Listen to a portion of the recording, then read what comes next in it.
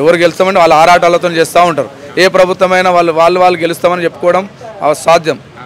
ఇప్పుడు మేము ఏమనుకునేది ఏంటంటే కాంగ్రెస్ ప్రభుత్వం రూలింగ్ ఉంది, గెలిస్తే మనకు డెవలప్మెంట్ అవుతుంది, బాగుంటుంది. ఇప్పుడు రన్నింగ్ ఏదో టీఆర్ఎస్ గెలుస్తుంది అనుకో, టీఆర్ఎస్ గెలిస్తే మళ్ళీ కూడా ఏం వర్కులు ఎక్కువ కావు కదా, ప్రభుత్వం ఉంది కాబట్టి పనిచేస్తుందని మేము ఆశిస్తున్నాం. కంపల్సరీ కాంగ్రెస్ గెలుస్తుందని చాలా వరకు నమ్మకంతో ఉన్నాం. అది మెజార్టీతో కూడా గెలుస్తుంది. ప్రభుత్వం అది ఉంది కాబట్టి గెలిపించి తీరుతాం. ఇంతకుముందు టీఆర్ఎస్ కూడా 10 సంవత్సరాలు చూసాము, ఏమీ మామూలు డెవలప్మెంటే, ఎక్కువ డెవలప్మెంట్ ఏం చేయలే. ఇప్పుడు డెవలప్మెంట్ ఎంతగానో డెవలప్మెంట్ అయినాక మరి టీఆర్ఎస్ని ఎందుకు ఓడగొట్టారు? హైదరాబాద్లో టీఆర్ఎస్ ఉంది, హైదరాబాద్ ఎక్కడొక్కడ సెటిల్స్ ఉంటారు, అందరు ఎక్కడెల్లో చేస్తారు. ఆంధ్రప్రదేశ్ ఉంటుంది, రాయలసీమ ఉంటుంది, గుంటూరు ఉంటుంది, అన్ని స్టేట్ల వాళ్ళు ఉన్నారు. వాళ్ళకి డెవలప్మెంట్ పెద్దగా అవసరం ఉండదు. ఇప్పుడు ప్రతి విలేజ్లలో డెవలప్మెంట్ చేసిన రైతు బంధు టీఆర్ఎస్ తీసుకున్నామంటే ఇప్పుడు అంత సెటిల్స్ ఎక్కువ మంది ఇక్కడ సెటిల్స్ కావాలి. కాంగ్రెస్ ఇచ్చిన ప్రభుత్వం కాబట్టి టీఆర్ఎస్ తెలంగాణ ఇచ్చిందని ఆంధ్ర వాళ్ళకి చాలా కోపం, దాన్ని కూడా వేయచ్చు కదా. అట్లా 10 ఏళ్లలో అవసరానికి మించి ఎవరైనా చేస్తుంటారు, అవసరంలో బట్టి చేస్తూ ఉంటారు. ఇప్పుడు మేము ఉన్నప్పుడు అది చిన్న లైన్ ఉండే, ఇప్పుడు పెద్ద 2 అంతస్తుల బిల్డింగ్ కట్టినా పెద్ద లైన్ వేసుకోవాలి. అది ఎవరైనా వేస్తారు సింపుల్గా. డెవలప్మెంట్ అంటే జాబర్స్ ఇవ్వడం, జాబులు ఇవ్వడం కానీ, కంపెనీలు ఇవ్వడం కానీ, ఇండస్ట్రీలు ఇవ్వడం, ఇలాంటి ఎన్నో చేయాలి. చేసి అవుతుంది. వాళ్ళ కోట్లు, వాళ్ళు లక్షలు సంపాదించుకొని, వాళ్ళు కోట్లు సంపాదించుకొని వాళ్ళే డెవలప్ అయ్యారు. అంతేగాని ఎవరు డెవలప్ అయినా పెద్దగా కనబడలేదు.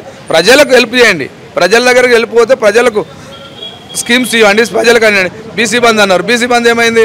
4 ఇచ్చారు, బీసీ బంద్ అయిపోయారు. ఎస్సీ బంద్ అన్నారు, ఎస్సీ బంద్ ఒక 200 ఇళ్ళు ఉంటే, మా బస్సే చెప్తున్నారు, 200 ఇళ్ళు ఉంటే ఒక్క ఎస్సీ బంద్ ఇచ్చారు. అది వాళ్ళ క్యాండిడేట్, వాళ్ళ లీడర్స్ వాళ్ళకే చేసుకున్నారు. పేద ప్రజలకు ఎవరికి ఇవ్వలే ఎక్కువ స్కీమ్స్ అనేవి. మరి ఇప్పుడు కాంగ్రెస్ పార్టీ అధికారంలో ఉంది, ఇక్కడ నవీన్ యాదవ్ గారికి టికెట్ ఇచ్చారు, అక్కడ వాళ్ళ భార్యకి టికెట్, బీజేపీ నుంచి లంకల దీపక్ రెడ్డి గారు. మరి ఎట్లా ఉండే అవకాశం? ఇప్పుడు మనం చెప్పింది ఏంది, రన్నింగ్ పార్టీని గెలిపించుకుంటే వర్క్స్ అవుతాయని మేము చెప్పేది.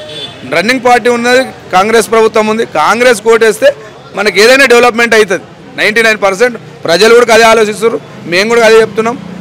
డెవలప్మెంట్ కావాలంటే ఎమ్మెల్యే లోకల్గా ఉంటాడు, ఆయన నవీన్ యాదవ్ ఇక్కడ మన సెటలు పుట్టినప్పటి నుండి కూడా ఈ బస్సులో ఆ బస్సులో తిరిగి మనతో తిరిగిన ఆయన ఇక్కడ ఉన్నాడు.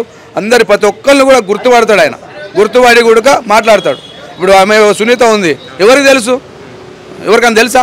ఇంతవరకు ఎప్పుడైనా రాజకీయంలోకి వచ్చిందా? ఆమె జనాలలో తిరిగిందా? తిరగలే కదా.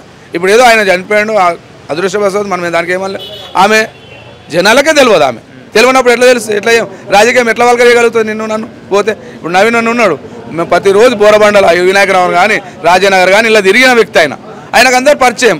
ఆయన గెలిస్తే మనం డైరెక్ట్ ఇంటికి వెళ్ళిపోవచ్చు, మాకు పనులు ఉన్నాయి, వర్కులు చెప్పుకోవచ్చు, చేపేయగలుగుతాం, అభివృద్ధి చేస్తాడు. ఇప్పటికి వాళ్ళ పేద ప్రజలు పోతే 10,000 ఇచ్చే రకమైన 10,000 అన్న ఆపతుందంటే 10,000 ఇస్తాడు ఆయన. అట్లా